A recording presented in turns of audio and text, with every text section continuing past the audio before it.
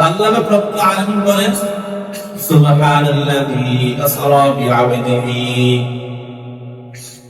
রাব্বুল আলামিন বলেন পবিত্রময় সত্তা তিনি আল্লাযী আসরা বিআবদিহি তিনি তার প্রিয় বান্দাকে ভ্রমণ করিয়েছেন ভ্রমণটা মহৎ নিয়েছে আল্লাইলা রাত্রিবেলা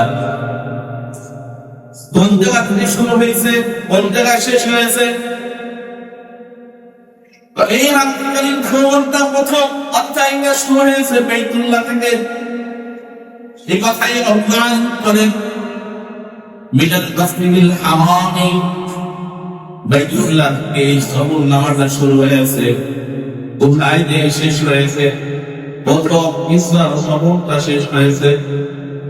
ইলাল মাসজিদিল আকসা মসজিদে আকসা পর্যন্ত سبحان الذي يسبح بعبده ليلا من المسجد الحرام الى المسجد الاقصى مسجد الاقصى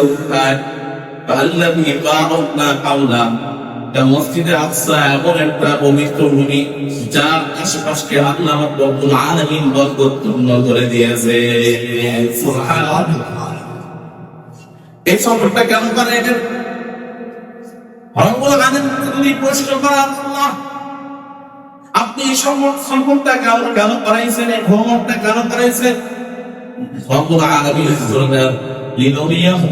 বিল আয়াতিনা যাতে করে আমি তাকে দেখাই আমার কুদরতের নিদর্শন সুবহানাল্লাহ এমন কিছু দেখাবো